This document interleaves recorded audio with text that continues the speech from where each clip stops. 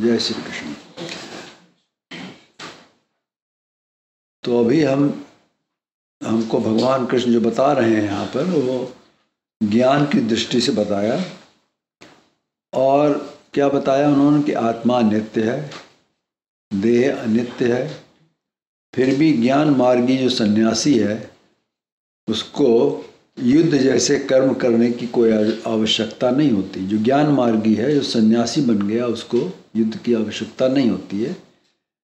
लेकिन तो भगवान कह रहे हैं कि कर्म मार्गी को युद्ध या अन्य वर्ण धर्म किस प्रकार करना चाहिए।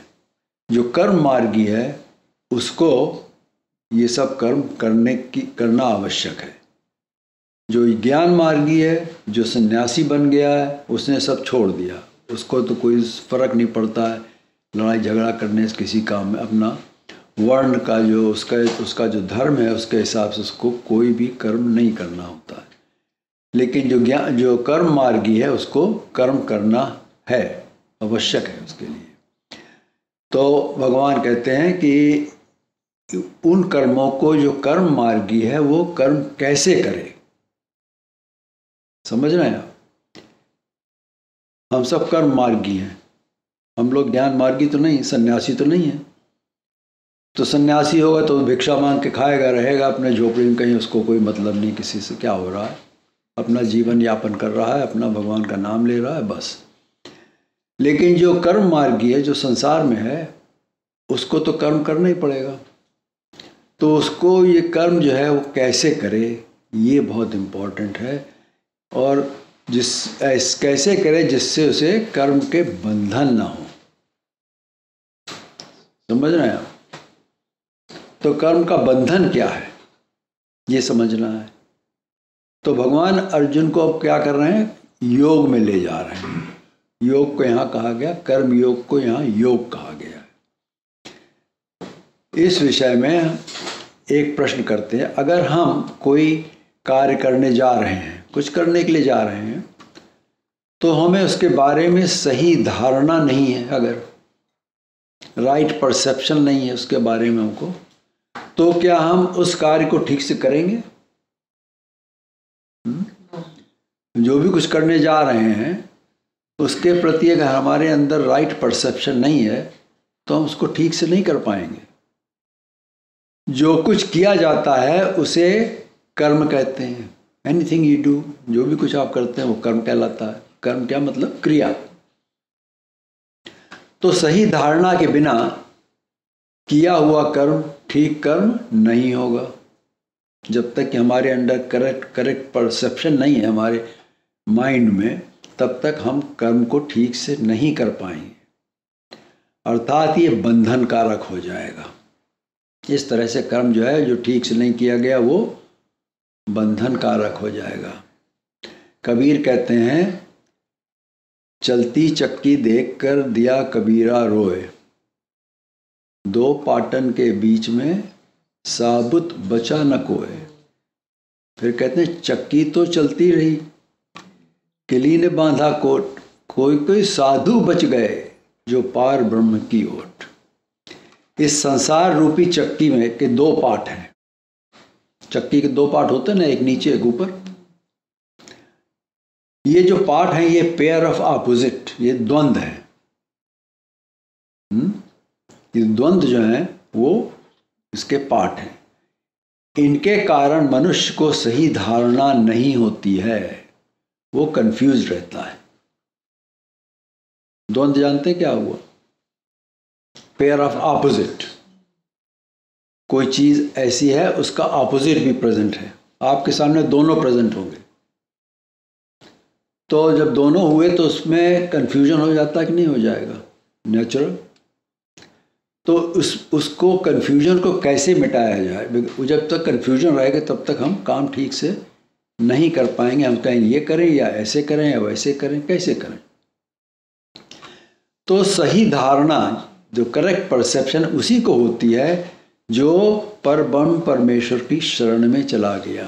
ये कबीर कह रहे हैं, जो पार ब्रह्म की ओर जो बच गया वही बचता है चक्की के पिसने से, जो उस परमेश्वर की शरण में चला गया है।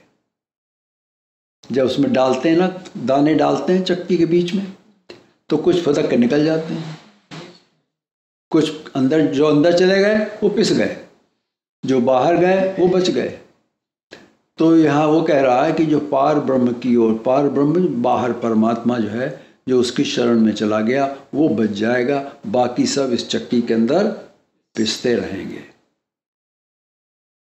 और कबीर ये भी कहते हैं कि आए हैं सो जाएंगे, राजा रंक फकीर, एक सिंहासन चढ़ चले, एक बंधे जात जंजीर। तो जो संसार में आया है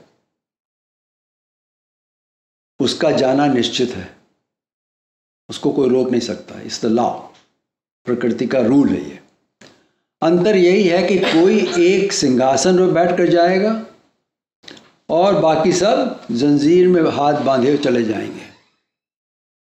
तो जो ठीक से, ठीक धारणा से कर्म करेगा उसका कर्म ठीक होगा, अर्थात बंधन कारक नहीं होगा, उसको जंजीर में नहीं बंधा होगा वो। तो वो परमेश्वर का राजकुंवर बनकर सिंहासन पर बैठ के जाएगा। समझ रहे हैं आप? जो परमेश्वर की शरण में चला गया वो तो परमात्मा का हो गया, जो परमात्मा का हो गया वो सबसे ऊंचा हो गया संसार में। तो वो एक तरह से राजा का पुत्र हो गया। वो तो परमात्मा राजा है, तो राजकुंवर जो है वो सिंहासन में बैठ के जाएगा यहाँ से, और बाकी सब बंधे हुए जाएंगे, कर्म के बंधनों में बंधे। वो छूट गया कर्म के बंधन से, लेकिन बाकी सब कर्म के बंधन में बंधे हुए जाते हैं। तो बंधे हुए जाते हैं तो फिर उनको आना पड़ता है, फिर लौट के आना पड़ता है। तो ये सही धारणा है सांख्य, जो सही धारणा यहाँ पर गीता में बताई गई है, राइट परसेप्शन जो है, उसको यहाँ हम कहेंगे सांख्य, मतलब ज्ञान, जिसे पाकर ईश्वर की शरण में जाया जा सकता है। सांख्य जो ज्ञान गीता में बताया है, उसे पा करके, उसको समझ करके, अपने अंदर रख करके, तब हम ईश्वर की शरण में जा सकते हैं, क्योंकि उसमें ज्ञान है। फिर जो कर्म होगा उसके बाद, वो ईश्वर का योग, उससे ईश्वर का योग प्राप्त होता है। कुछ समझ में आई बात? ज्ञान पा करके, ईश्वर का ज्ञान पा करके, ज्ञान तो बहुत है, हर तरह तरह के ज्ञान है, लेकिन ईश्वर का ज्ञान पा करके, वो ईश्वर जो एक ईश्वर है, उसका जो एक ही ज्ञान है उसको पा करके क्या होगा, हम उसकी शरण में जाने के लायक बन जाएंगे। तो तभी हम उसकी शरण जा सकते हैं। हम जानते ही नहीं उसको, तो फिर कैसे उसकी शरण में जाएंगे? तो और जब शरण में चले गए तो उससे ईश्वर का योग प्राप्त होगा, क्योंकि जो भी कर्म होगा वो ईश्वर के लिए ही होगा। इस पर भगवान अगले श्लोक में कहते हैं, एषा ते विहिता सांख्ये बुद्धिर्योगे त्विमां शृणु, बुद्ध्या युक्तो यया पार्थ कर्मबन्धं प्रहास्यसि। अब भगवान अर्जुन को कर्मयोग के अंदर ले जा रहे हैं। उसकी भूमिका बनाई ज्ञान दे करके, अब उसको धीरे धीरे कर्मयोग में ले जा रहे हैं कि कर्म किस बुद्धि से युक्त होकर करो। जब कुछ करते हैं हम तो कैसे करते हैं, उसके बारे में सोचते हैं कि नहीं सोचते हैं, विचार करते हैं। और विचार कहाँ करते हैं? मन में विचार करते हैं, ठीक है। वो विचार कैसे करेंगे हम? जैसे कि हमारी पुरानी माइंड की जैसी कंडीशनिंग हो चुकी है, उसी हिसाब से हम सोच पाते हैं। लिमिटेड सोच हमारी। तो बुद्धि जो है उसको ठीक करती है।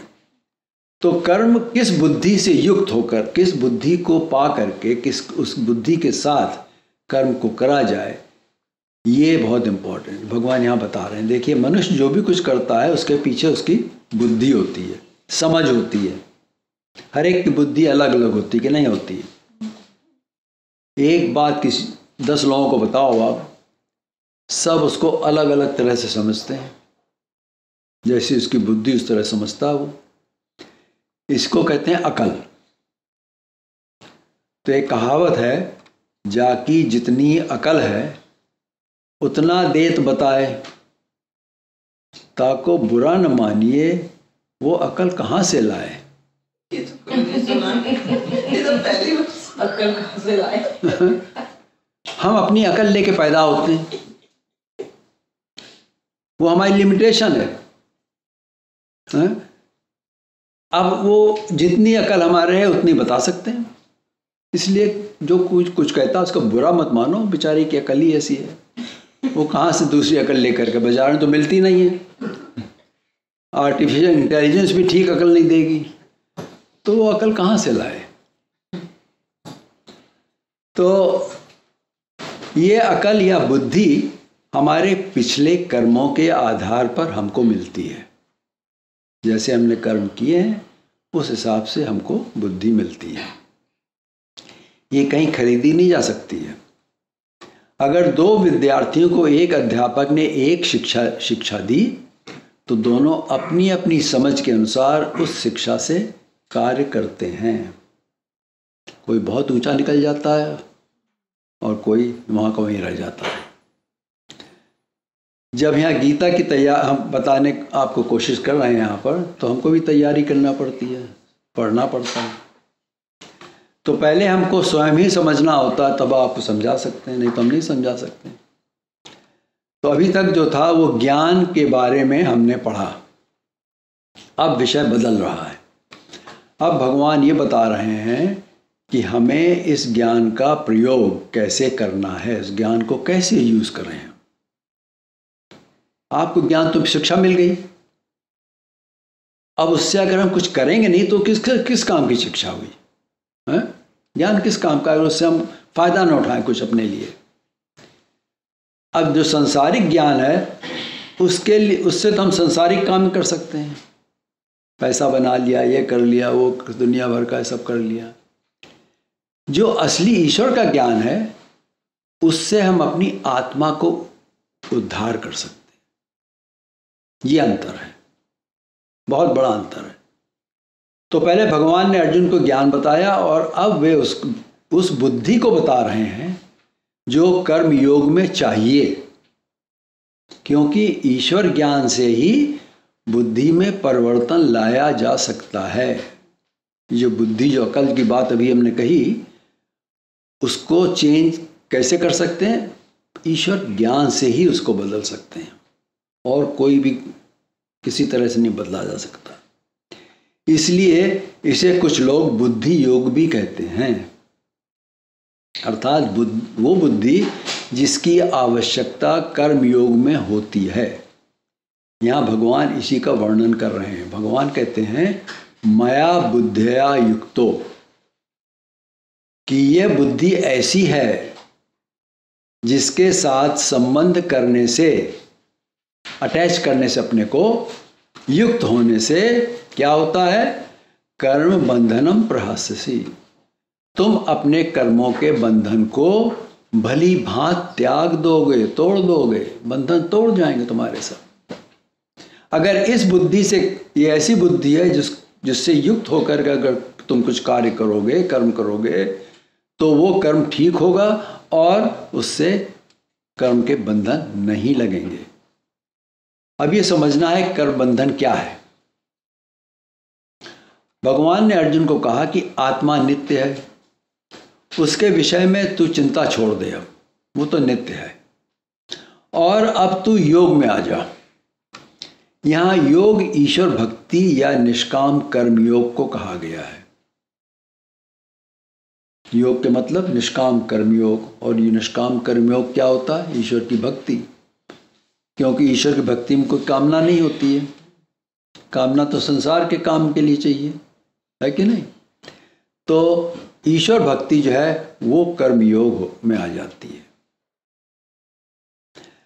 तो जब कर्म निष्काम होता है तो उसके बंधन नहीं लगते हैं, जब तक कामना नहीं उसके अंदर, कर्म के अंदर। क्यों? हमको उसका रिजल्ट चाहिए नहीं, हमको कोई मतलब नहीं क्या होना, हम तो बस कर्म कर रहे हैं अपना।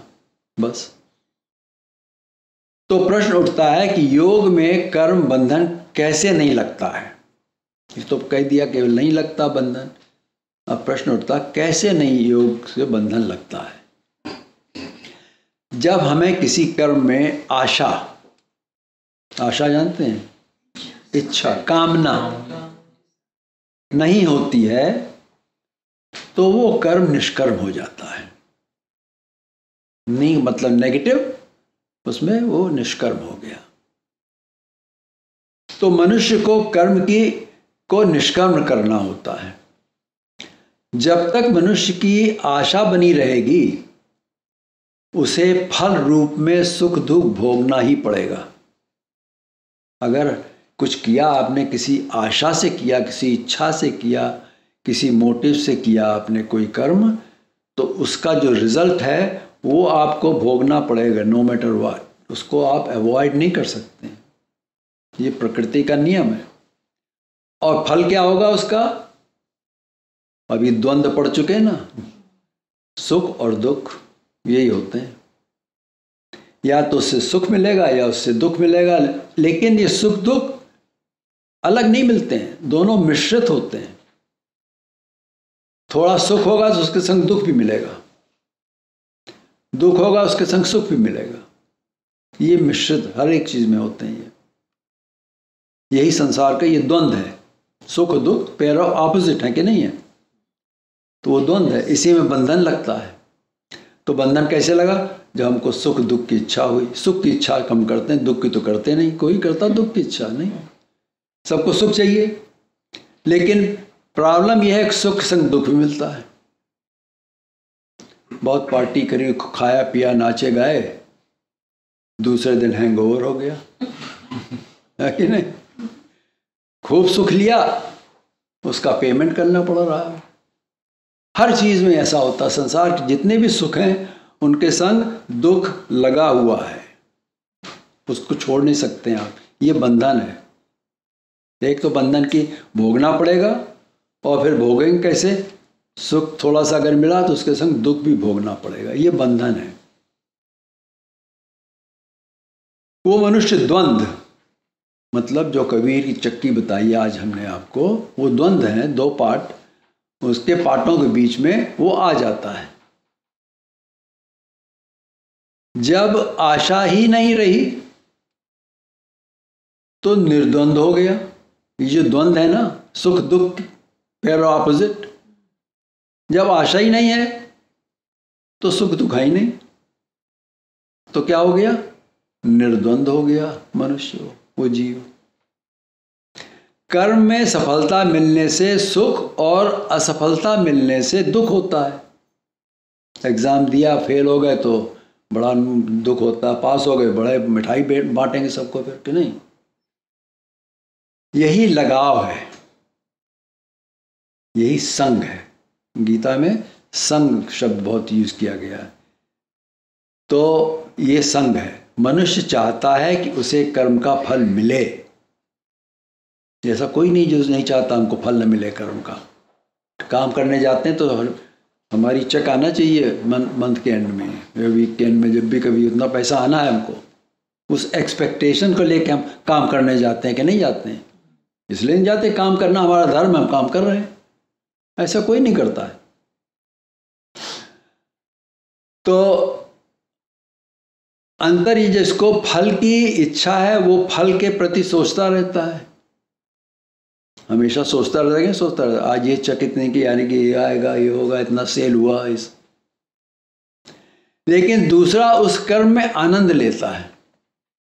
जिसको कर्म के फल की इच्छा नहीं है वो कर्म का आनंद लेता है, एंजॉय करता है कर्म को। जब इच्छा है और फल की इच्छा है तो सोचता रहता है उसके बारे में, क्या होगा, क्या ठीक हुआ कि नहीं हुआ, ये हमारा बॉस हमसे नाराज तो नहीं हो गया। ये दुनिया भर की बातें लगी रहती हैं। लेकिन जो कर्म कर रहा है उसको कोई चिंता ही नहीं, इच्छा ही नहीं, तो उसको तो आनंद ले रहा कर्म करने में। जो कुछ कर रहा है उसको ही इज एंजॉयिंग।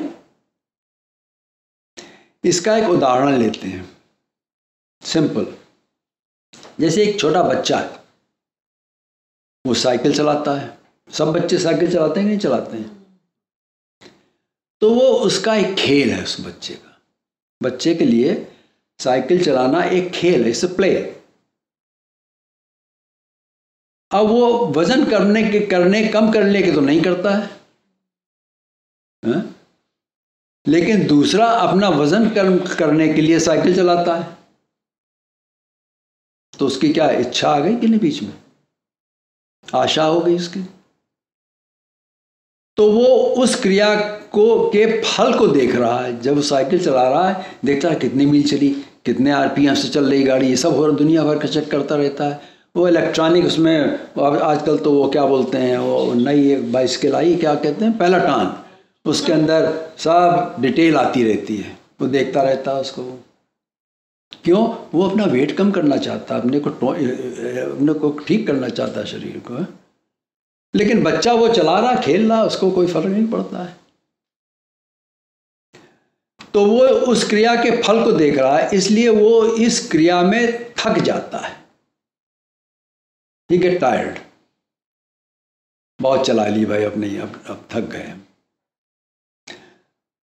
तो क्या वो उस क्रिया का फल देख रहा है, इसलिए वो उस क्रिया में थक जाता है। क्योंकि वो बच्चा खेल रहा है, उससे कोई थकावट नहीं होती है, वो तो आनंद ले रहा, मजा ले रहा है। तो वो निष्कर्म कर्म करता है। जो बच्चा है वो निष्कर्म कर्म कर रहा है। जो लोग सूर्य नमस्कार करते हैं सुबह उठ करके, वो पूजा करते हैं सूर्य नमस्कार से कि नहीं करते हैं? लेकिन उससे उसके संग उनको व्यायाम का फल भी मिल जाता है। व्यायाम के लिए नहीं कर रहे हैं, एक्सरसाइज के लिए तो नहीं कर रहे हैं, लेकिन सूर्य नमस्कार जब किया तो व्यायाम भी हो गया उसके संग, एक्सरसाइज भी हो गई, वो फल मिल गया उसको, अनायास मिल गया। उसने उसके लिए नहीं किया, उसने तो पूजा करने के लिए किया। अब हम कर्मों को गुणों के अनुसार देखते हैं। एक रजोगुणी मनुष्य है, वो कोई काम करता है तो इसलिए कि उसे फल मिलना चाहिए, है कि नहीं? रजोगुणी है, उसको फल मिलना चाहिए। वो कहता है कि अगर मैंने व्यापार किया, बिजनेस करी, तो उसमें हमको लाभ होना चाहिए। अगर लाभ नहीं तो बिजनेस क्यों करें फिर, है कि नहीं? कोई बिजनेस करता बिना लाभ के? कोई नहीं करेगा। परंतु जो सत्व में आ गया, सतोगुण में आ गया, उसे इस बात की चिंता ही नहीं होती है। वो कर्म केवल कर्म करने के लिए ही कर रहा है, क्योंकि वो कर्म करना हमारा धर्म है, वो कर रहे हैं उसको। वो अपने कर्म को ईश्वर पर छोड़ देता है। अब जो मनुष्य तमोगुणी है, तो वो कहता है कि मैंने कर्म किया तो मुझे उसका फल मिले। वो कर्म फल समेत कर्म करता है। कहता अगर मुझको फल नहीं मिला मैं कर्म नहीं करूंगा। ये अंतर आ गया। तमोगुणी की बुद्धि कहती है कि अगर फल नहीं मिला तो मैं कर्म नहीं करता। अभी देखिए गुण आ गए ना, ये बुद्धि के ऊपर कैसे गुण असर डालते हैं, प्रभावित करते हैं हमारी बुद्धि को। कैसे हमारे गुण हैं उस हिसाब से हमारी बुद्धि बनती है। अगर मनुष्य सतोगुणी है उसकी बुद्धि सतोगुणी होगी, वो दुनिया में कल्याण का काम करेगा। जिसकी रजोगुणी है वो व्यापार करेगा, पैसा इकट्ठा करता जाएगा, वो तो अपना धन इकट्ठा करेगा। और जिसकी तमोगुणी है वो लोगों को तंग करके धन लेगा। हैं? 3 तरह के गुण हो गए कि नहीं हो गए? 3 गुणों के प्रकार ऐसे होते हैं। ऐशा ते अभिता सांख्य। भगवान कहते हैं कि अर्जुन अभी तक ये बुद्धि, समबुद्धि, समत्व बुद्धि तेरे लिए सांख्य योग मतलब ज्ञान या संन्यास मार्ग के इमाम येणे सुनो। अब इसी बुद्धि को निष्काम कर्म योग के रूप में सुनो। बुद्धि वही है समबुद्धि, लेकिन वो कैसे निष्काम कर्म योग के लिए भगवान बता रहे हैं, इसको ऐसे करो, प्रयोग उसका करो। बुद्धया युक्तो यया पार्था कर्म बंधन प्रयाससी। जिस बुद्धि से युक्त होने पर तुझे कर्मों के बंधन नहीं लगेंगे, तो उनको पूरी तरह से तू उनको त्याग देगा। क्योंकि तुझे आशा ही नहीं है। अब देखिए यहाँ अर्जुन युद्ध करने के लिए गया था कि नहीं गया था? अगर अर्जुन नहीं युद्ध करेगा तो पांडव हार जाएंगे। तो वो अगर युद्ध करना इसलिए करेगा कि उसका धर्म है युद्ध करना, तो उसको युद्ध का कोई बंधन नहीं लगेगा। किसको मारा क्या क्या उसको कोई बंधन नहीं लगेगा, क्योंकि अपने धर्म का पालन कर रहा है। लेकिन अगर वो मोह में पड़ गया, हमने इसको मार दिया उसको मार दिया और सिलेक्टिव हो गया, तब उसको बंधन लगेंगे। तो भगवान यहाँ उसको बुद्धि योग बता रहे हैं कि जब हम किसी आशा को लेकर कोई कर्म करते हैं तो ये आवश्यक नहीं है कि उसका फल जिस समय और जैसे हम चाहते हैं वैसे मिले। ठीक है? जब कुछ आप सोचते हो, कुछ गोल लेकर के एम से कुछ करते हो कर्म, तो ये ज़रूरी नहीं है कि उसका फल आपको वैसा ही मिले और उस समय पे, जिस समय पे आप चाहते हो उस समय पे मिले। क्योंकि कर्म की क्रिया में कुछ त्रुटि हो सकती है, ठीक से नहीं किया, कुछ कमी पड़ गई उसके अंदर, और हमने जिस सुख को पाने के लिए कर्म करा उस सुख के साथ कुछ दुख भी मिश्रित होगा। That's the rule, that's the law of nature. उसे भी हमको भोगना पड़ेगा, ये बंधन हो गया। और जब फल की इच्छा ही नहीं हो और दुख सुख में सम रहे मनुष्य, तो बंधन का सवाल ही नहीं उठता है। चाहे दुख दो चाहे सुख दो, उसको कोई फर्क नहीं पड़ता है। अभी श्लोक को अध्यात्म के अंतर्गत लेते हैं। भगवान ने अभी तक जो कोरा ज्ञान समझाया, युक्तिवाद, इसको अब ईश्वर के निष्काम योग के रूप में सुनो। जिस बुद्धि से युक्त होने पर तुम अपने पुराने कर्मों को भी दूर कर सकते हो। जो पीछे किए कर्म है वो भी दूर हो जाएंगे। बंधन जो है, वो लाइन लगाए खड़े हुए हैं, वेट कर रहे हैं कब मौका है उसको फल दो, उससे में मुक्त हो जाओगे। ये ईश्वर भक्ति साधन है। जब ईश्वर की भक्ति में चला जाता है कोई, तो उसके जो पीछे के कर्म हैं वो खत्म हो जाते हैं, माफ हो जाते हैं, और आगे के कर्म उसके निष्काम कर्म होते हैं, बनते ही नहीं, उसे बंधन नहीं लगता है। तो वो कहाँ गया? वो चल रहा है, ईश्वर की तरफ जा रहा है वो, इसलिए वो संसार से मुक्त है, उसको कोई बंधन नहीं संसार में। दूसरे लोग सोचते हैं कि इसको बंधन है, ये इतना, ये ऐसा कर रहा वैसा, उसको कोई बंधन नहीं है।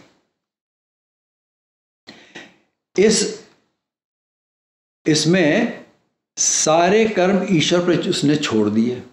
जो भी कुछ किया ईश्वर के नाम से किया, उसी पे छोड़ दिए सब। जब ऐसा करोगे तो फल तो मिलना ही है, ये तो नहीं कि फल नहीं मिलेगा, परंतु वो फल गलत नहीं होगा, बंधन कारक नहीं होगा। ऐसी बुद्धि से जब किया कर्म, ईश्वर बुद्धि से किया, ईश्वर की शरण में जाकर के किया, ईश्वर के लिए किया, उसके नाम से किया, तो कर्म ठीक ही होगा, उसमें गलती नहीं हो सकती है और उससे कोई बंधन नहीं लगेगा। यहाँ ये समझना आवश्यक है कि ये कर्मवाद नहीं है, ये कर्म योग है। इसमें ईश्वर वस्तु का होना इम्पेरेटिव है, बहुत आवश्यक है। जब तक ईश्वर नहीं बीच में आ जाता है तब तक कर्म योग नहीं बनता है। इसके लिए समझना है कि ऐसा नहीं है कि योग अर्थात कर्म योग के विषय का सांख्य की शिक्षा से कोई संबंध नहीं। अब लोग कहेंगे देखो ये कर्म योग है, इसका जो सांख्य जो बताया पहले उससे कोई संबंध नहीं है, ये अलग है बिल्कुल। तो ऐसा नहीं है कि भगवान दो बिल्कुल अलग अलग बातें बता रहे हैं, एक ज्ञान योग बताया और इधर कर्म बता रहे हैं, कर्म योग बता रहे हैं, ये अलग अलग नहीं है। क्योंकि अध्याय 5 के चौथे श्लोक में भगवान कहते हैं कि ये जो इनको अलग समझते हैं ये बच्चे हैं, बालक हैं, नासमझ हैं, जो सांख्य और योग को अलग कहते हैं। अब देखिए सांख्य क्या है? ज्ञान, और योग क्या है? कर्म योग। तो दोनों अलग नहीं है। तो यहाँ पर वे मानते हैं कि दोनों, जो लोग कुछ इनको अलग अलग कहते हैं, ना समझ हैं, वो कहते हैं दोनों विभिन्न मतलब डाइवर्जेंट फल देते हैं। अगर मनुष्य कुछ करता है तो फल के लिए ही करता है, लेकिन पंडित जन जो ज्ञानी हैं वो जानते हैं कि एक में भी ठीक से स्थित होकर, चाहे ज्ञान में या कर्मयोग में स्थित होकर, ठीक से स्थित होकर मनुष्य दोनों के फल प्राप्त करता है। वो फल क्या, दोनों का क्या है, एक ही फल है, परमात्मा प्राप्ति। चाहे ज्ञान के मार्ग से जाओ चाहे कर्मयोग के मार्ग से जाओ, इसलिए दोनों अलग नहीं हैं, उनका फल एक ही है। तो फिर दोनों अलग कैसे हो गए, समझे आप? नहीं समझे? यस। यहां ऐसे समझो कि सांख्य क्या है, सही धारणा, राइट परसेप्शन, उसको सांख्य कहते हैं, ज्ञान। और योग क्या है, सही क्रिया, राइट एक्शन। तो राइट परसेप्शन और राइट एक्शन दोनों ही करेक्ट है। तो जब हमारी धारणा सही होगी तो उससे जो कर्म प्रकट होगा वो क्या होगा, सही कर्म होगा, अर्थात बंधन तत्व से मुक्त होगा वो। सही धारणा में बुद्धि तो काम कर रही है, धारणा कहां से आती, बुद्धि से तो आती ना। सही क्रिया, अब ये कहते हैं, इससे प्रश्न उठता है कि सही धारणा जो राइट परसेप्शन है वो सही क्रिया, राइट एक्शन का चमत्कार कैसे करती है। इसके लिए हमें समझना होगा कि सही धारणा क्या है, व्हाट इज राइट परसेप्शन। ये कहने की आवश्यकता नहीं कि जब मन, हमारा मन विचलित अवस्था, डिस्ट्रैक्टेड माइंड होता है, स्टेट में होता है, डिस्ट्रैक्टेड स्टेट में होता है, तो उस स्थिति में सही धारणा नहीं हो सकती है। क्यों? क्योंकि वो डिस्ट्रैक्ट हो गया। तो सही धारणा कैसे, राइट परसेप्शन कैसे होगा? मन का अविचलित अवस्था में होना, अनडिस्ट्रैक्टेड स्टेट में होना, उसमें होना वस्तुओं को सही समझने के लिए एक बेस है, आधार है, एक शर्त है, इस प्री कंडीशन, प्री रिक्विजिट है। इसमें समझ बदलती है जब सही धारणा होती है, जब मन विचलित नहीं होता है, डिस्ट्रैक्टेड नहीं होता है, तब उससे समझ बनती है। भगवान ने इसको क्या कहा, इस अविचलित बुद्धि को नाम दिया व्यावसायिकात्मा बुद्धि, अर्थात व्यावसायिक बुद्धि क्या है, दृढ़ समझ, रेजोल्यूट अंडरस्टैंडिंग जरूरी है। जिसका मन विचलित नहीं होता है उसकी अंडरस्टैंडिंग भी दृढ़ मतलब रेजोल्यूट होती है। ये आगे के श्लोक में भगवान समझाते हैं। अभी आगे भगवान कह रहे हैं कि इस योग में कर्म बंधन से छूटने की शक्ति के अलावा इसमें और भी कुछ क्वालिटीज हैं, कुछ विशेषताएं हैं। ये जो कर्म योग क्या है बता रहे हैं, कर्म योग वाली बुद्धि से काम करो तो उसमें और भी कुछ फायदे मिलते हैं। क्या है, अगले श्लोक में बता रहे हैं। नेहाभिक्रमनाशोस्ति प्रत्यवायो न विद्यते स्वल्पमप्यस्य धर्मस्य त्रायते महतो भयात्। इस योग मतलब कर्म योग में न यह अभिक्रमनाशोस्ति, क्रिया को आगे पीछे करने से, क्रम बदलने से उसका क्रम का नाश नहीं होता है। और प्रत्यवायो न विद्यते, उसमें कोई अपाय नहीं होता है, कोई नरक नहीं होते हैं, प्रत्यवाय के नरक हो जाते नहीं तो। अर्थात अगर कुछ गलती हो गई तो उसमें पाप नहीं लगता है। ये कर्मयोग की जो बुद्धि है ये ऐसी बुद्धि, इससे कर्म जब करोगे तो उसमें कोई पाप नहीं लगता है। देवता भक्ति में अपाय होने से प्रत्यवाय के नरक होते हैं। अब यहां अंतर आ गया, देखिए। देवता भक्ति में हर चीज क्रम से होना चाहिए, स्टेप बाय स्टेप। जो उसके अंदर जो सामग्री यूज करते हैं वो भी डिस्क्राइब्ड है कि ऐसी लकड़ी से ये करना चाहिए, उसमें ये हवन में ये आहुति इसकी देना है, सब बिल्कुल। और मंत्र के पढ़ने के बाद देना, ये नहीं कि पहले दे दी। तो उसमें और देवता के इस क्रिया में जो ईश्वर की क्रिया अलग है और बाकी सब देवता क्रिया हैं। संसार में जो भी कुछ करते हैं सब देवता क्रिया हैं, ईश्वर की क्रिया सबसे अलग है। तो उसमें जो ईश्वर की क्रिया आ गई, जो कर्म योग आ गया, उसमें कोई नरक का भय नहीं होता है। और क्या लाभ है इसमें? स्वल्प मप्यस्य धर्मस्य त्रायतो महते भयात्। इसको मतलब निष्काम कर्मयोग को अगर थोड़ा सा भी कर लिया, ये नहीं कि पूरा कर लिया, थोड़ा सा भी कर लिया इस जीवन में, तो वो भयंकर से भयंकर भय से ही बचा लेता है, भय से बच जाता है। निष्काम कर्मयोग में 3 बातें हो गई। अगर इसमें क्रम टूट गया तो कोई अंतर नहीं पड़ता है।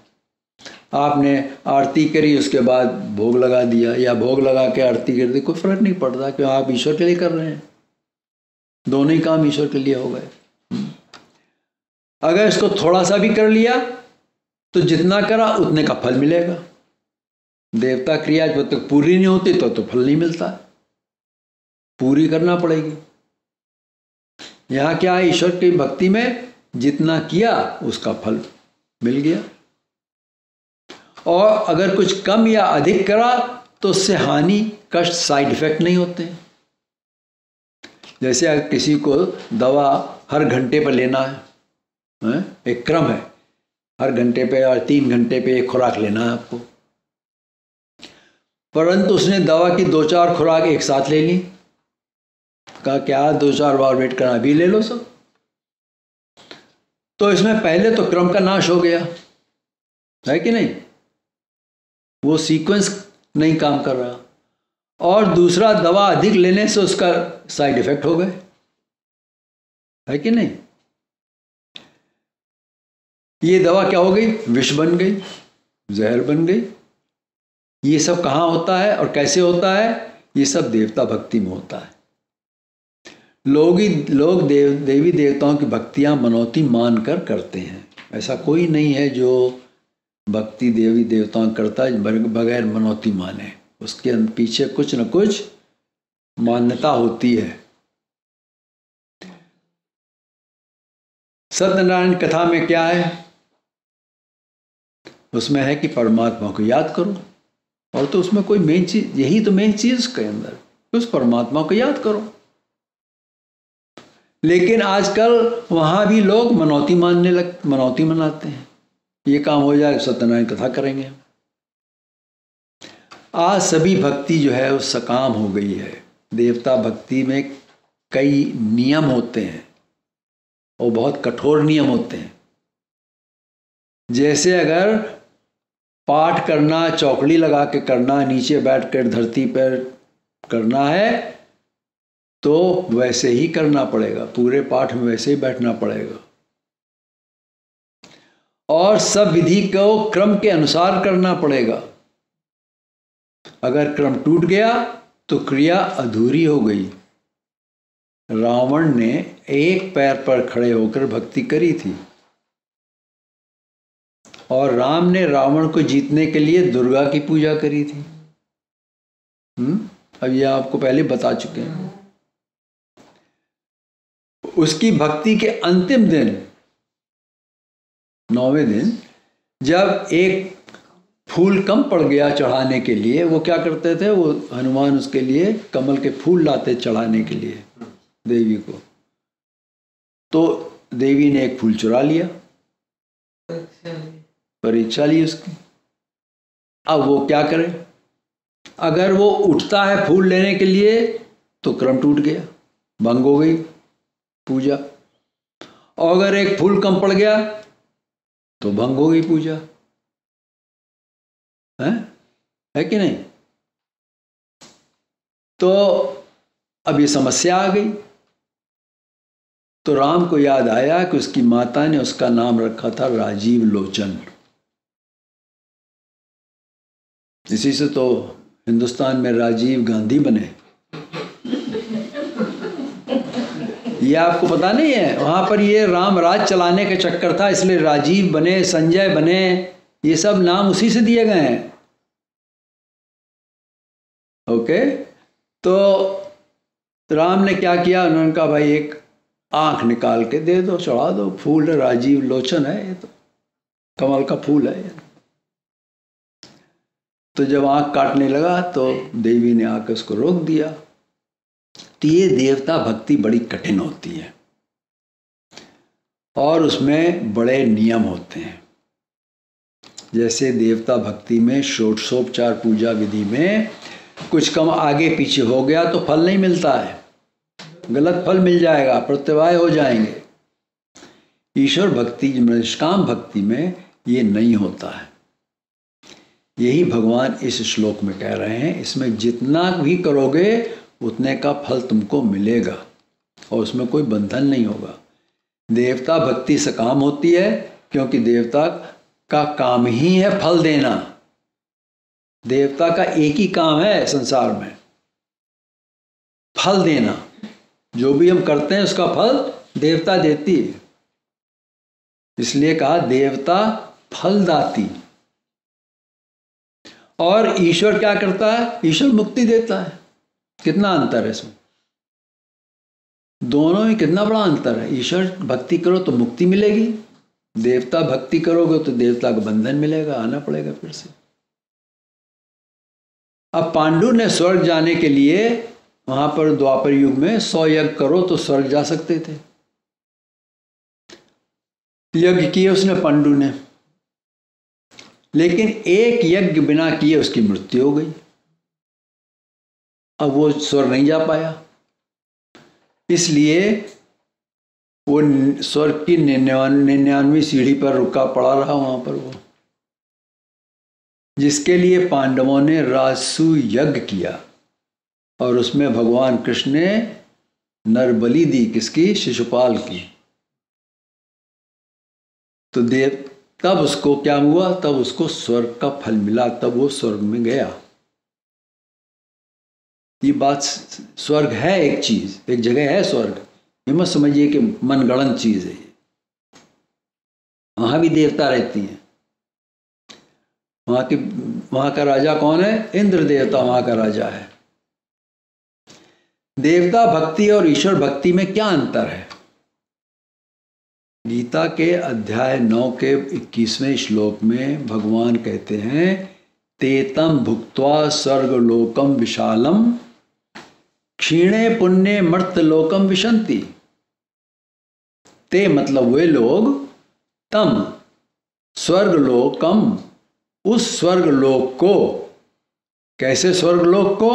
विशालम बहुत बड़ा है स्वर्गलोक, भुक्त्वा भोग कर, क्षीणे पुण्य जब उनका पुण्य क्षीण हो जाता है तब वे मर्त्यलोकम विशंति, मृत्यलोक के अंदर चले जाते हैं, वापस आ जाते हैं।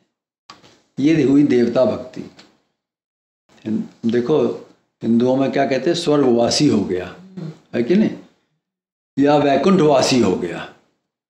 अब उसके कहने से वैकुंठवासी थोड़ी हो गया वो स्वर्गवासी थोड़ी हो गया, लेकिन उनकी एक अंदर से इच्छा है कि स्वर्ग जाने की इच्छा है, सभी के अंदर। मुसलमानों में यही है, ईसाइयों में बहुत बड़ी बात, सब स्वर्ग जाने की कोशिश करते हैं, क्योंकि स्वर्ग के अंदर क्या है? वहां का राजा क्या बताया हमने? इंद्र। वो इंद्रियों का राजा है, उसको सब इंद्रियों के सुख मिलते हैं वहां पर, सब नाच गाना सब होता है वहां पर, अप्सराएं नाच रही हैं, सब हो रहा है वहां, होता रहता है। तो उसने, जैसे पांडु ने 100 यज्ञ किए, हो गए पूरे, तो वो स्वर्गलोक चला गया। अब वहां भी बहुत सी देवता, ये थोड़े कि एक देवता, वहां बहुत सी देवता उस स्वर्गलोक के अंदर है। अब जैसी उसने जैसे उसका यज्ञ हुआ उसी हिसाब से उसको उस देवता की जगह पर उसको डाल दिया गया। तो ये हुई देवता भक्ति। और 15वें अध्याय के 6ठे श्लोक में भगवान कहते हैं यद गत्वा न निवर्तन्ते तद्धाम परमम मम। जहां पहुंचने पर वहां से कोई लौटता नहीं है, वो ऐसा मेरा परम धाम है। कितना अंतर है। यज्ञ किए, 100 यज्ञ किए, दुनिया भर के कष्ट उठाए, स्वर्ग लोक चले गए, और जब पुण्य खत्म हो गया तो देवता ढकेल के फेंक दिया, जाओ इधर से, निकलो, तुम्हारा काम खत्म, योर मनी रन आउट, निकलो यहां से। लेकिन जो ईश्वर की भक्ति करता है वो कहाँ पहुंच गया? ईश्वर के पद पर पहुंच गया, वहां से कोई लौटता नहीं है। तो भगवान कहते हैं वो मेरा परम धाम है। ये दोनों में अंतर हमने बताए, 2 श्लोक हैं।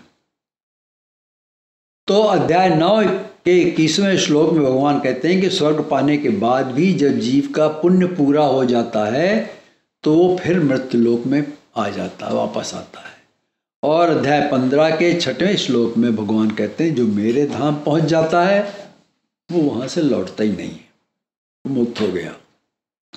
तो देवता भक्ति सकाम होती है और फल भोग पूरा होने पर फिर से मृत्युलोक में लौटना होता है, पर ईश्वर भक्ति में मुक्ति है। देवता भक्ति में पुण्य कमाया जाता है। पूजा पाठ करते हैं ना देवताओं के, तो क्या करते हैं? पुण्य कमाते हैं कि नहीं कमाते? सबको पुण्य चाहिए। अब पुण्य के पीछे लगे हुए हैं, सब पुण्य से क्या मिलना है? किसी को ये नहीं पता पुण्य से क्या मिलना है, लेकिन पुण्य सब कमा रहे हैं। अपने मन के अंदर उनकी इच्छा है पुण्य कमाओ, तो जो भी कुछ कमाया उसका फल मिलेगा। लेकिन ईश्वर भक्ति में जीव की योग्यता बनती है। ईश्वर भक्ति में जीव पुण्य नहीं, उसकी योग्यता बनती है। वो ईश्वर की तरह बनने लगता है। समझ रहे हैं आप? वो उसकी योग्यता मतलब वर्दीनेस बढ़ती जाती है, जिससे कि वो ईश्वर की तरह बनने लगता है। और धीरे धीरे बनते बनते वो ईश्वर के धाम पे पहुंच जाता है, जहां से फिर लौटता नहीं। वो संसार के भोग वाले कर्म, खाना पीना, ये सब जो है, ये सब रजोगुणी कर्म होते हैं। बहुत चाट मसाला खाया, दूसरे दिन हार्ट बर्न हो गया, रजोगुण हो गया। रजोगुण का अर्थ है आगे बढ़ो, संसार के अंदर आगे बढ़ो, बड़े बन जाओ। ये इसने किया, हम उससे ऊंचे बन जाएंगे। और बड़े बनने के लिए लोग दूसरों को नीचे दबा करके बड़े बन जाते हैं। कुछ लोग, कुछ अपने आप ही बन जाते हैं, काबिलियत से बन जाते हैं।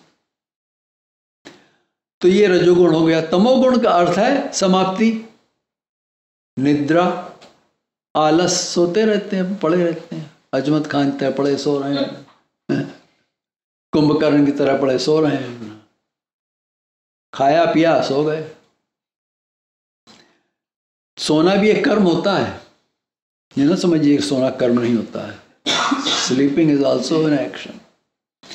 पूजा पाठ, भगवान को याद करना, किसी का भला करना, ये सतोगुणी लोग करते हैं।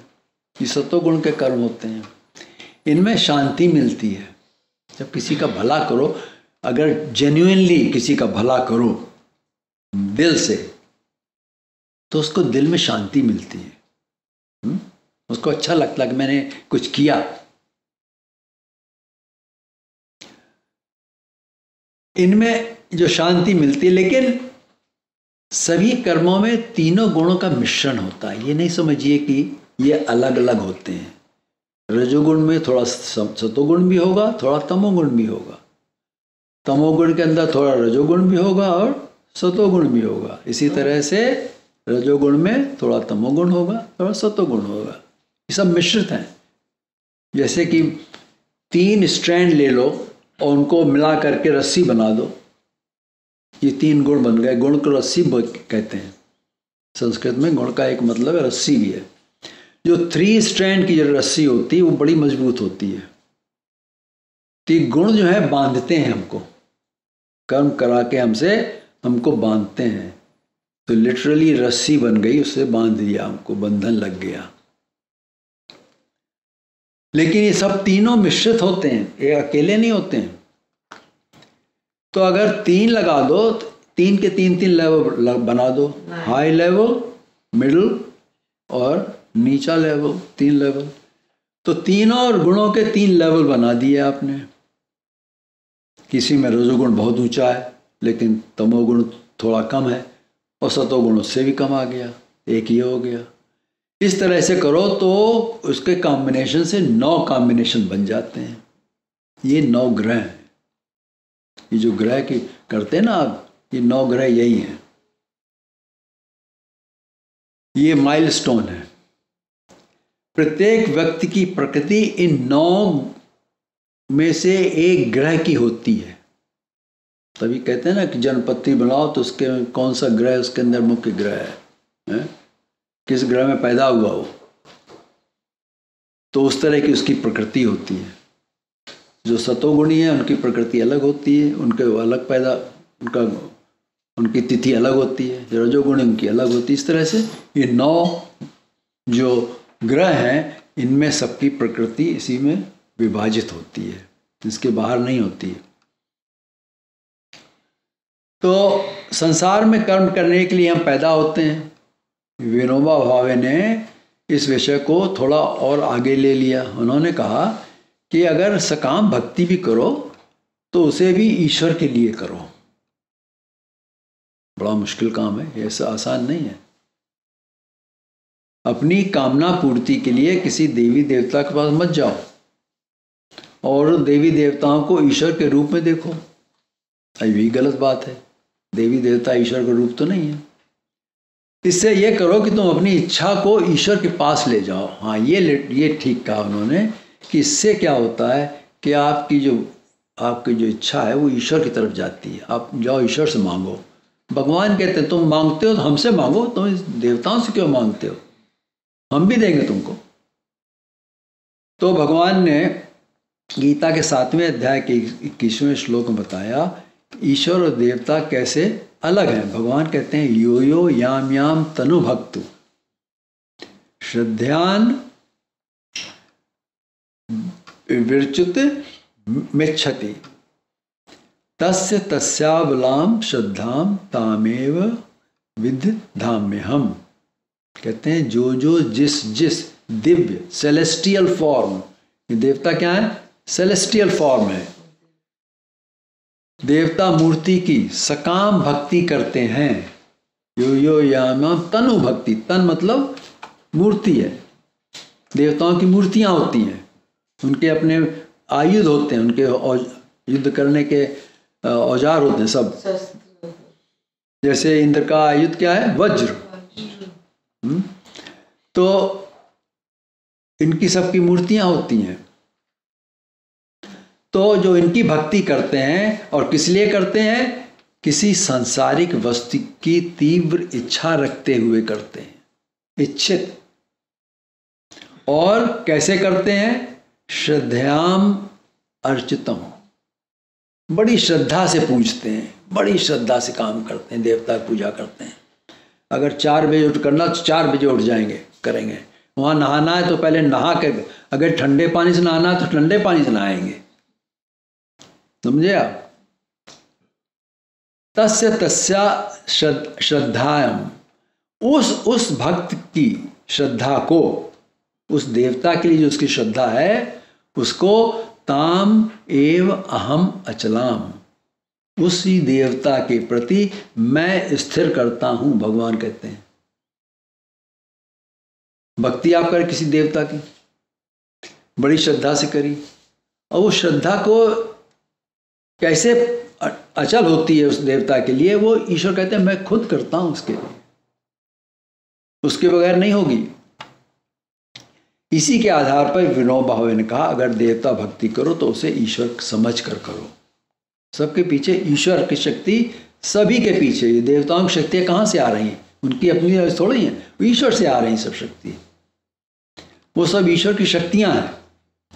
ये दोनों सकाम भक्ति और कर्म योग बिल्कुल ही भिन्न हैं, अलग अलग हैं। यहाँ पर भगवान अर्जुन को कर्म योग ईश्वर भक्ति का महत्व बता रहे हैं, जिसके द्वारा वो कर्म करते हुए भी श्रेय को प्राप्त होगा, जिसे उसने भगवान से पाने के लिए मार्ग पूछा था। यश श्रेय हमको बताइए जिससे हमारा उसमें श्रेय हो। अध्याय 2 के 7वें श्लोक में कहा था उसने। अब प्रश्न उठता है कि निष्काम ईश्वरी कर्म योग में अभिनाक्रम नाश प्रत्यवाय आदि क्यों नहीं होते हैं? ये देवता सकाम कर्मों में ही क्यों होते हैं? भगवान इसको आगे समझा रहे हैं। व्यवसायात्मिका बुद्धि एकेह कुरु नंदन बहुशाखा ह्यनन्ताश्च बुद्धयो व्यवसायिनां। भगवान कहते हैं कुरुनंदन, हे अर्जुन, इस योग में निश्चयात्मका बुद्धि एक ही होती है। तो अर्जुन, निश्चयात्मक बुद्धि, इसको व्यवसायत्मका बुद्धि भी कहा गया है, ज्ञान की बुद्धि, निष्काम कर्म की बुद्धि, वो जो है वो ईश्वरीय ज्ञान मिलने पर ही मिलती है। समझ गया? जब तक ईश्वर ज्ञान नहीं मिलेगा तब तक वो व्यवसायिक बुद्धि नहीं होगी हमारी। वो व्यवसायिक बुद्धि जिससे हम कर्म योग में लग सकें। अब व्यवसायिक क्या है? एक व्यवसायी जो उद्यम करता है, व्यवसायिक किसको कहते हैं? जो व्यवसाय कुछ कर रहा है, उद्यम करता है, जो व्यापार करता है, वो एक ही लक्ष्य को देखते हुए करता है। उसका माइंड जो है इस sharply pointed to that one point कि हमको वो लक्ष्य उसका हमारा है। ये उसे वो छोड़ता नहीं है। दूसरा जो अव्यवसायी है वो एक से दूसरे काम पर कूदता रहता है। आज ये करेगा, कल कुछ और करेगा, परसों कुछ और करेगा, है तो कहीं भी उसको सफलता नहीं मिलती है।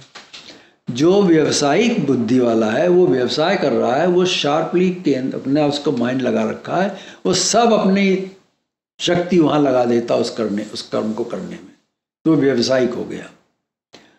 तो जो दूसरा है वो व्यक्ति किसी एक भूमिका पर पक्का नहीं रहता है।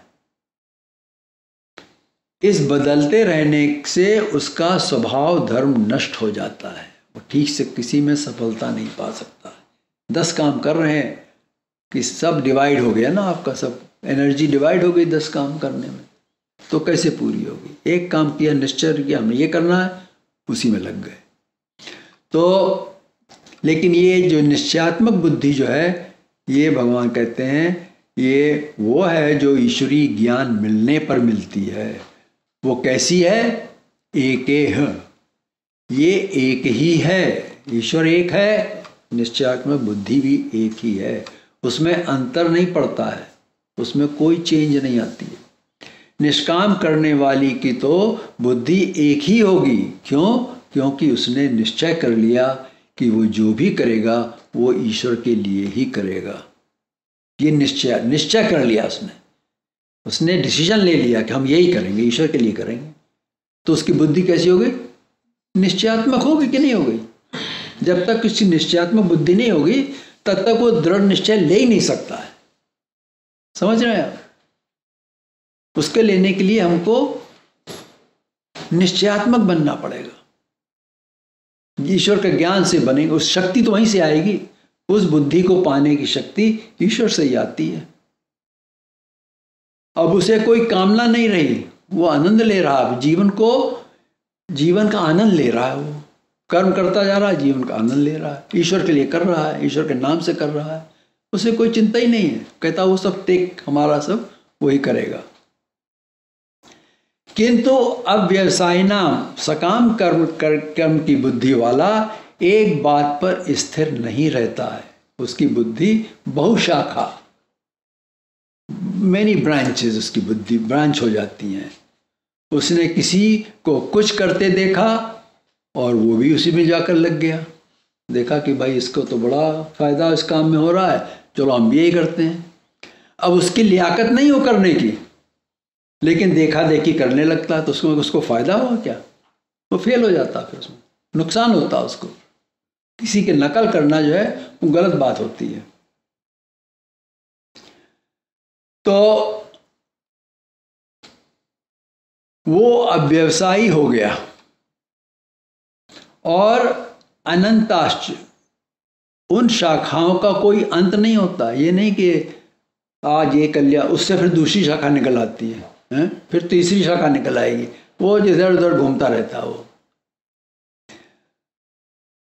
उसे किसी काम में सफलता नहीं मिलती है, क्योंकि वो डिवाइड हो गया। सब हर जगह उसने अपनी शक्ति को डिवाइड कर लिया।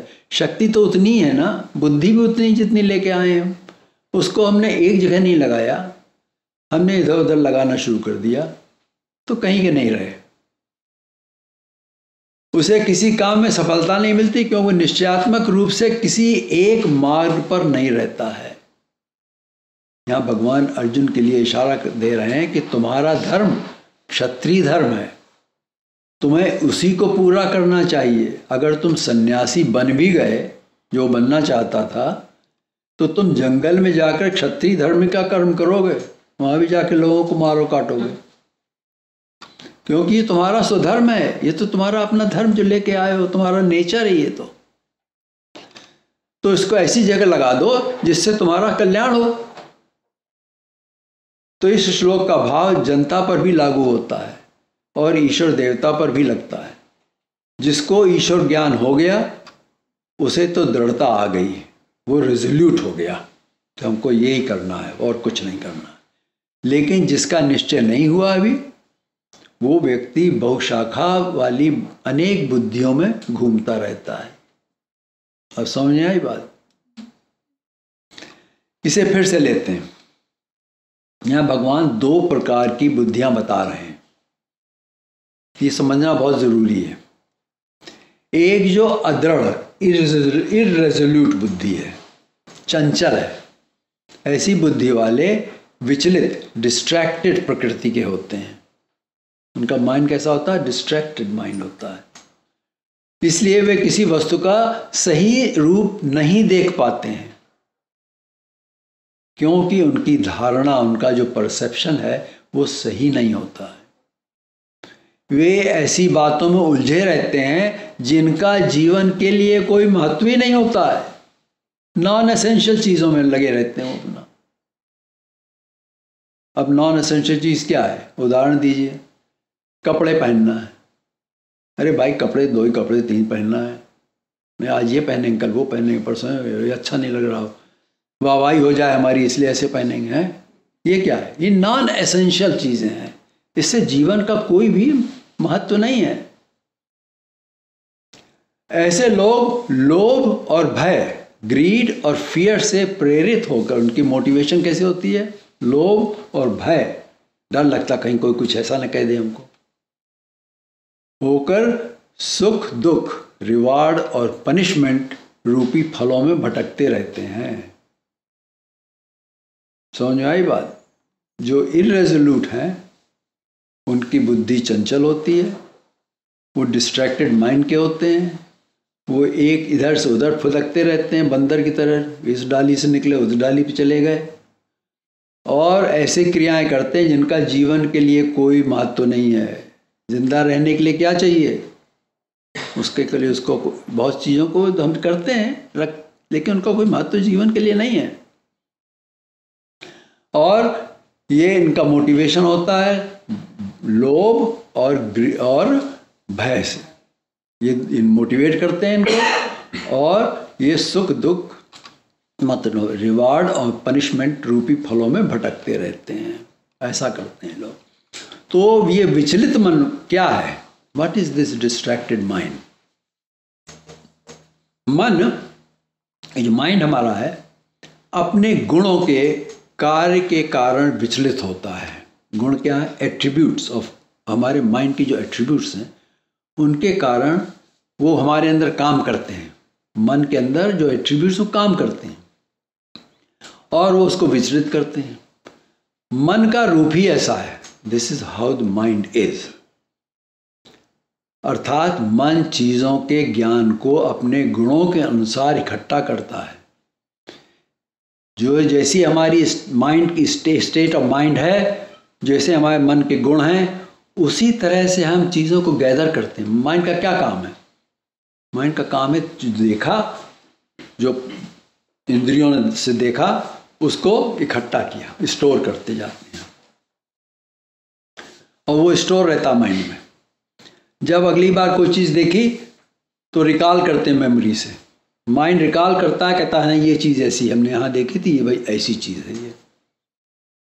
This is how mind works.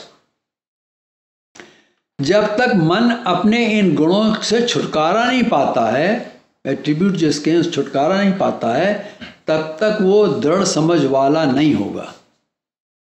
वो भटकता रहेगा, एट्रीब्यूट्स में भटकता रहेगा।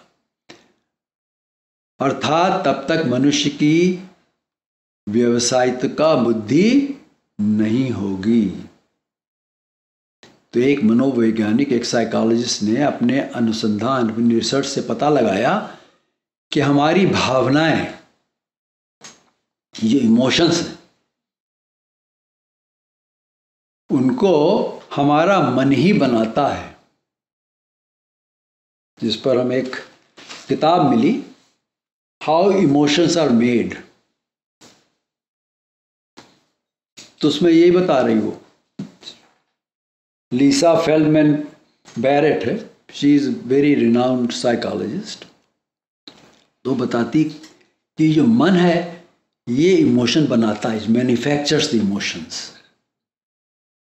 इमोशन कोई ऐसी चीज नहीं, मन बनाता, मन गढ़ंत चीजें हैं सब इमोशन। तभी तो लोग दुखी हो जाते हैं थोड़ी देर के लिए, है कि नहीं? रोने लगे, भावुक हो गए हैं। ऐसा इमोशन, इमोशन क्या कर रहा है? हमको भटका रहा है इधर उधर, अपने समय को वेस्ट कर रहे हैं इमोशन में। उसकी कोई यूजफुलनेस नहीं है जीवन के अंदर। तो ये मन जो है ये मैन्युफैक्चरिंग करता है इमोशंस की। ये कार्य मन अपने गुणों के अनुसार करता, अपनी एट्रीब्यूट्स के अनुसार ही करता है। मन के गुणों को ही हम संस्कार भी कह सकते हैं। हमारे संस्कार जो हैं ये मन के एट्रीब्यूट्स, गुण हैं, जिनके साथ हम पैदा होते हैं, संस्कार लेके पैदा होते हैं।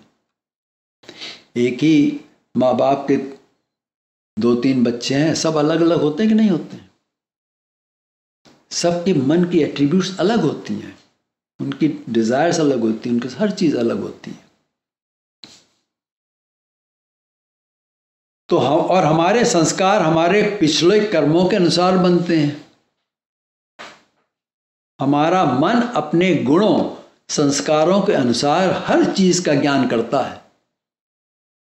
हमारा मन कैसे परसीव करता है? हर चीज, किसी चीज को देखता है अपने संस्कार के हिसाब से देखता है। इसलिए एक चीज को 10 लोग अलग अलग हिसाब से देखते हैं। हमारे मन के ज्ञान का क्षेत्र हमें सही धारणा बनाने में बाधक बनता है, ये हिंड्रेंस है। ये जो फील्ड ऑफ जो field of action of our brain और माइंड जो है, वो राइट परसेप्शन पाने में हमारे लिए हिंड्रेंस है, बाधक बनता है। इसलिए भगवान श्री कृष्ण अर्जुन को कहते हैं, तुम अपने इन मानसिक गुणों से ऊपर उठो, इनको छोड़ो, इनसे ऊपर उठो, नहीं तो ये तुमको ले डूबेंगे। तो यहां भगवान अर्जुन के लिए इशारा कर रहे हैं, तुम्हारा धर्म क्षत्रिय धर्म है, तुमको अपने धर्म को ही पूरा करना चाहिए। उसके अंदर मोह के कारण मन के अंदर क्या इमोशन, मोह एक इमोशन तो ही है। उसने देखा हमारे दादा खड़े हैं, ये सब खड़े हैं, इनको सबको मार देंगे, तो उसको बड़ा दुख हुआ, शोक हुआ, मोह के कारण। अब ये अपने धर्म से क्या हो गया? विचलित हो गया। उसकी बुद्धि जो है निश्चयात्मक बुद्धि नहीं रही अब। तो भगवान कहते हैं तुम इनसे ऊपर उठो,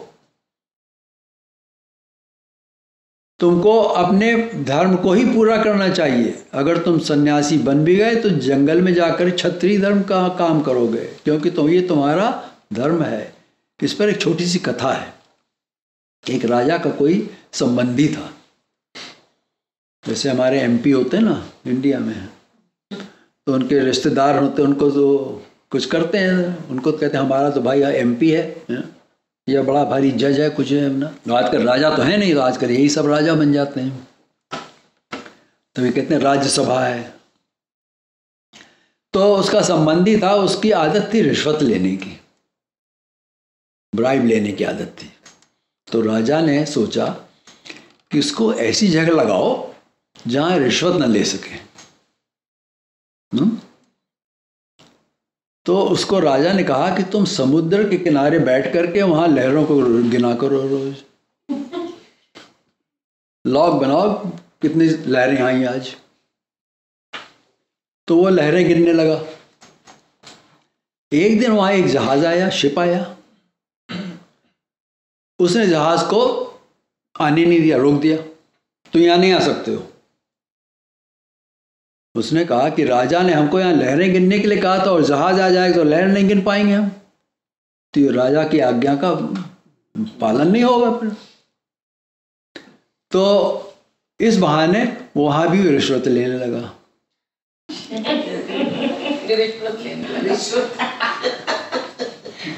है?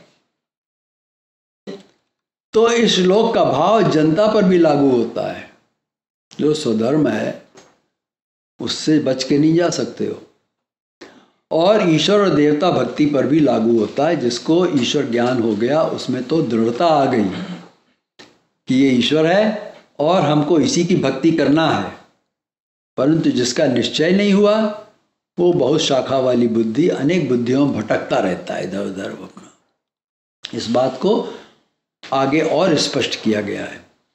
हिंदू धर्म में दो रूप चले। पता नहीं कितना लोगों को हिंदू धर्म का कितना ज्ञान है, हमको भी नहीं इतना था, लेकिन कुछ सीखा थोड़ा सा। एक भोगवाद जो वेदों के कर्मकांड का विषय है, जैसे बताया नहीं कि पांडु ने 100 यज्ञ किए तो उसको स्वर्ग गया, वहां स्वर्ग में तो भोग है। और दूसरा त्यागवाद जो उपनिषद से शुरू हुआ। इस प्रकार उपनिषदों के अनुयायी जो हैं, फॉलोअर्स, जो उपनिषद के फॉलोइंग, वो क्या हो गए? वेद विरोधी बन गए। कहते हैं वेद नहीं ठीक है, उपनिषद ठीक है। त्यागवाद का पहला मंत्र है ईशावास्य उपनिषद में। यह है ईशावास्यम इदम सर्वम यत्किन जगत्यान जगत तेन त्यक्तेन भुंजीथा मां गृध कस्य स्विद धनम। कहते हैं कि इस संसार में जो भी कुछ है, यत्किन जगत्यान जगत, इस संसार में जो भी कुछ है उसमें क्या है? ईशावास्य इदम सर्वम। इस सारे संसार में ईश मतलब परमात्मा का वास है। फिर क्या करो? तेने तक तेने भुंजी था। जो भी कुछ तुम खाओ उसको क्या करो? दे करके खाओ। भुंजी मतलब भोग करना, उसको क्या करो? दे करके खाओ।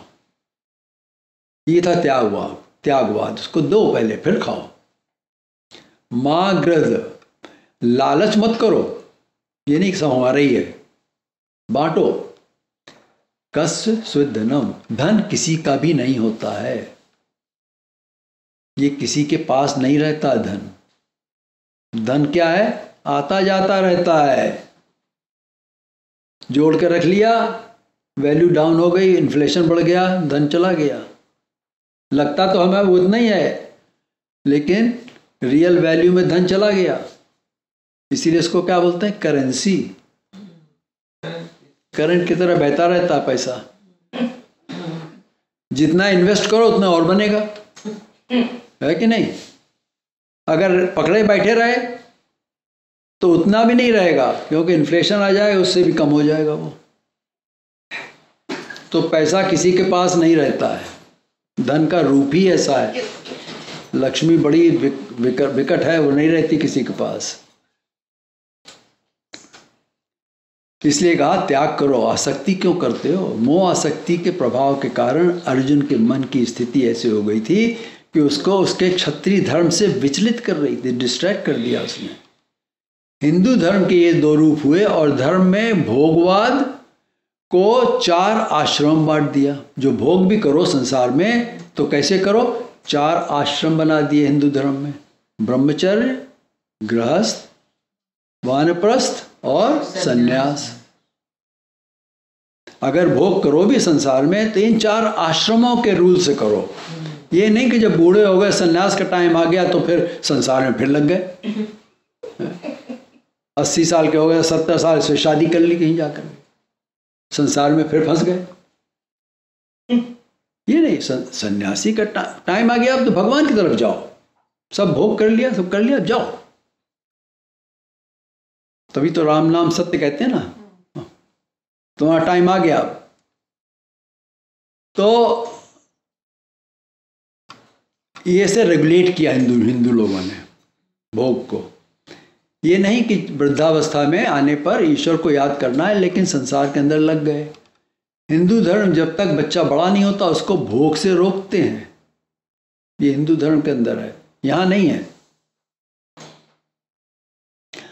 तो आगे के 3 श्लोकों में भगवान बताते हैं कि अव्यवसायी बुद्धि अर्थात अज्ञानी की बुद्धि एक क्यों नहीं होती है, वो अनेक कल्पनाओं में क्यों गिरी होती है, उनमें कौन सा गुण, कौन से एट्रीब्यूट काम करते हैं। तो ये 3 श्लोक यहाँ से फिर अगली बार शुरू करेंगे हम। जय श्री कृष्ण।